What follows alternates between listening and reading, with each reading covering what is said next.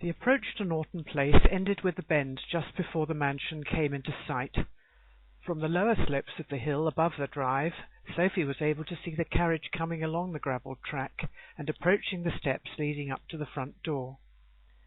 Immediately after her marriage, she had thought that this viewpoint would be the best place to get the first sight of Jack every week, returning from managing his father's business in Leeds. If they had to be separated so much, then she would like them to be able to make the most of their time together. But Jack was not one for romantic reunions or fond embraces after a few days apart. He had soon made it clear that all he wanted when he returned each weekend was a change of clothes after his tiring journey, and the chance to sit down briefly with a glass of beer in his hand before going out to the stables to see how his horses were faring. Sophie had tried not to mind too much. She had not expected to have the close and loving relationship with her new husband that her sister Julia enjoyed with Kit. Papa had warned her about that when she had told him that she was determined to marry Jack. In the months since her marriage, everything had gone as Mamma had predicted. Their wedding had not been a grand affair, but everyone that Sophie had wanted to be present had been there. The previous pattern of Jack's life had been resumed, with the journey to Leeds every Sunday afternoon, followed by a return to Norton Place, usually on Friday night. But Sophie was not waiting today for Jack to come home. The old chaise, now coming into sight along the drive, had made the journey from Banford Hall, and was carrying the one person that she knew she could rely on most in all the world, her mother. Sophie had taken unusual care to make sure that all the practical arrangements for the day were perfect. Harry Douglas had been tempted to tease his daughter-in-law about that. However, he remembered just in time that she did not always share her elder sister's lively sense of humour, and certainly Sophie seemed so far to have no talent for laughing at herself. So he had confined himself to a quiet comment to his butler, when Sophie was not there, to make sure that everything was being dealt with in a manner that a more experienced hostess might require. After they had greeted her mother, Sophie explained, "Mr. Douglas has been helping me learn how to drive the curricle, Mamma, so I can take you out for a drive immediately after luncheon." "That is most kind of you, sir." Harry smiled. "Sophie was determined to perfect her skills in advance of your arrival today, ma'am. I am relying on her to show us what a proficient pupil she has become." Sophie added, "Although it is rather cold, we can wrap you in plenty of rugs, Mamma, so that you can keep really warm." A great choice of dishes had been laid out on the long mahogany dining table ready for luncheon. Plates of cold meats and fish were accompanied by several vegetable displays, with various creams and sweetmeats to follow. There were also some handsome glasses set out along the table, with a choice of wines, alongside jugs of fruit punch and lemonade. Mr. Douglas joined the ladies at the table, and exerted himself to entertain their guests during the meal. Olivia was pleased to see that he seemed to be on excellent terms with her daughter.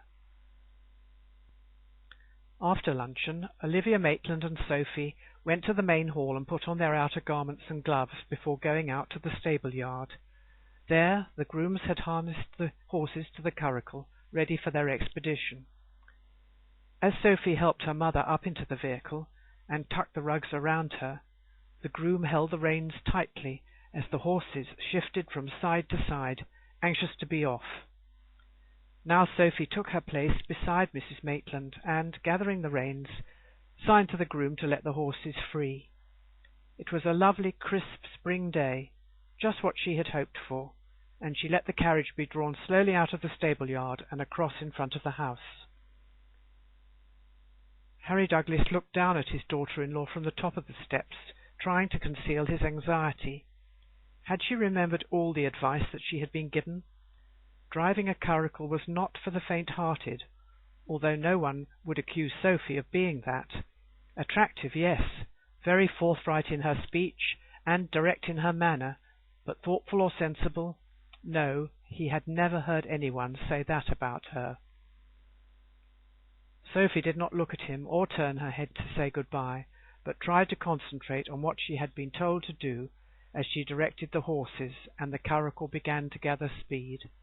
Her mother looked around her as the curricle reached the top of the slope, and Sophie paused the horses so that they could admire the view. On every side the neat green fields, bounded by low stone walls, extended into the distance across the Derbyshire hills. Most of the land they could see belonged to the Douglas family, and eventually Sophie with Jack would be the owners of all that. "Shall we move on now?" said Sophie. "I can take you round on the track to the left before we return on the route down to the house." "Yes, my dear, I'm sure that you know that way much better than I do." Sophie gathered the reins and urged the horses to move faster. To begin with, the track sloped slowly down round the side of the hill, but as they passed a clump of trees on the right, the surface became rougher and the incline steeper.